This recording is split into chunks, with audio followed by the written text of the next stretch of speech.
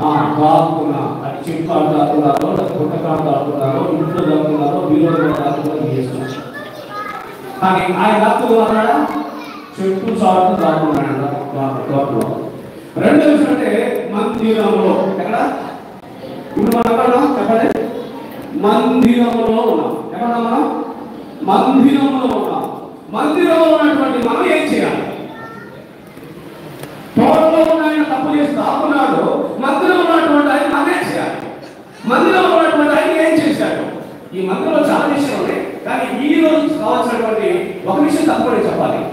కనుక మందిరంలో వచ్చారు, పిల్లవాడిని తీసుకొని వచ్చారు, ప్రార్థన చేసుకొని వచ్చారు, ప్రతిష్ఠ చేయడానికి వచ్చారు, సిద్ధపడి వచ్చారు, అర్పణతో వచ్చారు, పనులతో వచ్చారు, దేవుని సన్నిధానానికి వచ్చారు.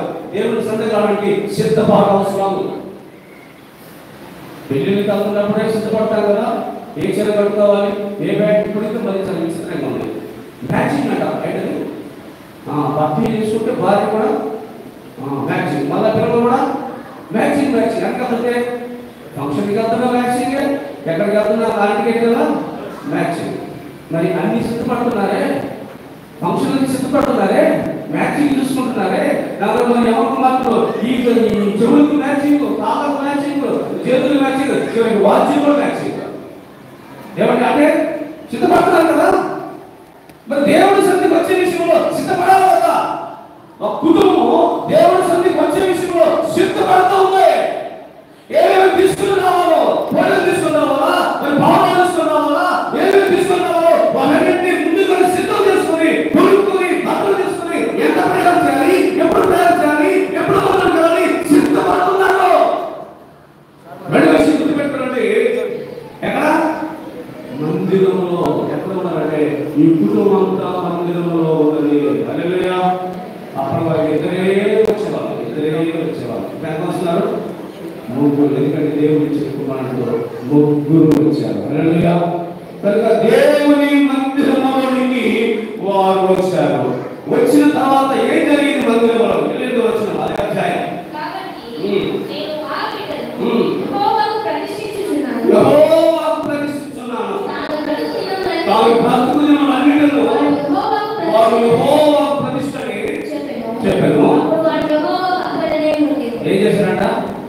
ఏం తల్లి తల్లి పాస్టర్ గారు చెప్పినప్పుడు, అయ్యా ఈ పిల్లల కోసం ప్రార్థన చేసిందే, ఆ రోజు ప్రార్థన ఆలకించిన దేవుడు, బిడ్డలు ఇచ్చిన దేవుడు, వాళ్ళు మాకు తీసుకొస్తానని చెప్పి తీసుకొచ్చారు. ఇదిగో ఈ కుమారుడు చేస్తుంది, ఎక్కువ దేవుడికి ఇచ్చేస్తున్నా, ప్రతిష్ఠ చేసేస్తున్నా చెప్పించబడి పిల్లలు అక్కడే యెహోవా సన్నిధిని ఏం చేశాడు? మ్రోక్కెను. ఏ వయసు? ఆ పాలు విడిచిన వయసులో. పాలు విడిచిన వయసు ఏం చేస్తున్నాడు? దేవుడి సన్నిధిలోకి వచ్చిన తర్వాత మొక్కలంటే ప్రార్థన చేయాలి. మోకాలు చేయకుండా అసలు ఎప్పుడు మోకాలు చేయకూడదు, అప్పుడే నోరు మాట్లాడుతుంది. ఎప్పుడు దేవుడు మోకాలు ఉంటాయో నోట్లో దేవుడు కూర్చొని శుద్ధి ఆహారం ఉంటుంది. ఎక్కడ ఉండాలి మనం? దేవుడి తోటలో నుంచి, లోకమైన తోటలో నుంచి, ఈ లోకమైన అరణ్యంలో నుంచి ఎక్కడికి తెలియండి పేరు పెట్టి మనం తీసుకొచ్చారు, మందిరంలోకి తీసుకొచ్చారు. తోటలో ఉన్న మనల్ని తోటలో ఉండకూడదు, దాక్కుల మనలో దాక్కుల స్థలం నుంచి మందిరంలోకి తీసుకొచ్చారు. ఎందుకంటే మనం ప్రతిష్ఠించబడేటువంటి జనం. హల్లెలూయా. అందుకని ఎక్కడ ఉన్నారంటే ఆ బిడ్డలు యెహోవాకు ప్రతిష్ఠించున్నారు. తాను బ్రతుకు దినమంటూ వాడు యెహోవాకు బ్రతుకు దినం మొత్తం యెహోవాకు ప్రతిష్ఠించారు.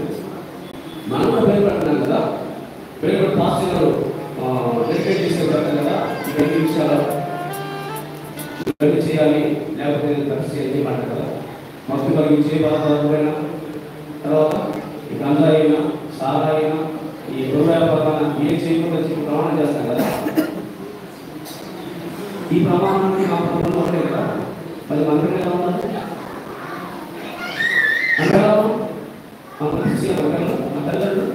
ఇక్కడే చేసింది ఈ స్కూల్ కావచ్చు, ఇందులో పాపలకి కావచ్చు, అక్కడ మందిరం కావచ్చు, ఈ 3 మందిరం కూడా పనిచేసింది. అన్నామలై పనిచేసింది, సేవకులుగా